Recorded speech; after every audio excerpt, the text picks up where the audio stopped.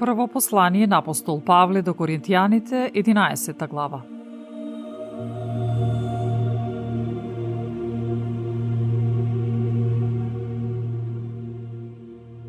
Угледајте се на мене, како јас на Христос. Ве пофалувам, браќа, зашто во се си спомнувате за мене и ги држите преданијата како што јас сум ви ги предал.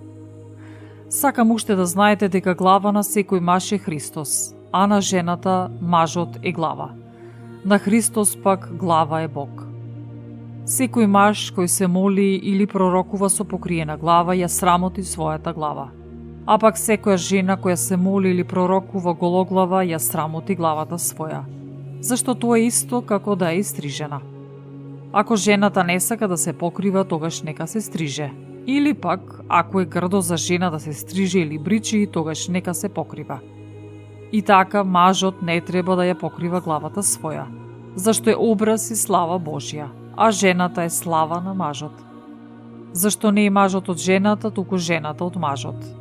И мажот не е создаден за жената, туку жената за мажот. Затоа жената треба да има на главата свој знак од власта на мажот над неа поради ангелите. Па сепак, ниту жена е без маж, ниту маж е без жена во Господ. Зашто како што е жената од мажот, така и мажот преку жената, а се е од Бога. Просудете сами во себе, доликува ли жената му се моли на Бога гологлава? Нели и самата природа ве учи дека е срамно за мажот да има долга коса? Но ако жената си ја остави косата, тоа е украс за неа, бидејќи косата ја е дадена место превес. Но ако некој сака да се препира, ние немаме таков обичај, ниту црквите Божји. А заповедувајќи ви го ова, не можам да ве пофалам дека за подобро, туку за полошо се собирате. Прво пак слушам дека кога се собирате в црква се појавуваат расколи меѓу вас, во што деловно верувам. А потребно е меѓу вас да има и разделувања, за да се истакнат подостојните меѓу вас. Но кога се собирате така заедно, тоа не значи дека јадете вечера Господова. Зашто на јадењето секој брза да ја земе својата вечера пред другите, така што еден останува гладен, а друг се опива. Немате ли куќи за да јадете и пиете, или ја презирате црквата Божја и ги срамотите оние што не се имотни? Што да ви речам? Да ве пофалам ли за тоа? Не пофалувам. А јас го примив од Господ она што ви го предадов. А тоа е дека Господ Исус онаа ноќ кога го предадоа зеде леб и откако заблагодари го прекрши рече: земете, јадете, ова е телото мое, кое се крши за вас, правете го ова за спомен мој.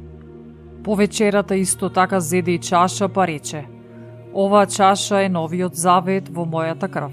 Ова правете го, кога ќе пиете за мој спомен. Зашто секогаш, кога ќе го јадете овој леб и кога ќе ја пиете оваа чаша, вие ќе објавувате смртта на Господ, додека тој не дојде.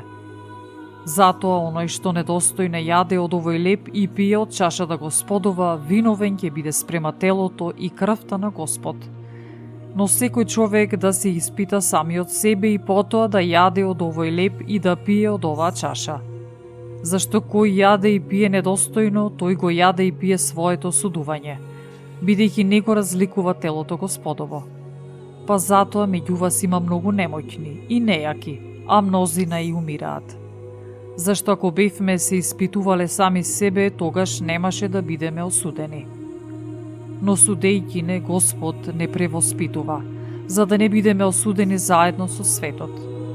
Затоа, браќа мои, кога се собирате на јадење, дочекувајте се еден со друг.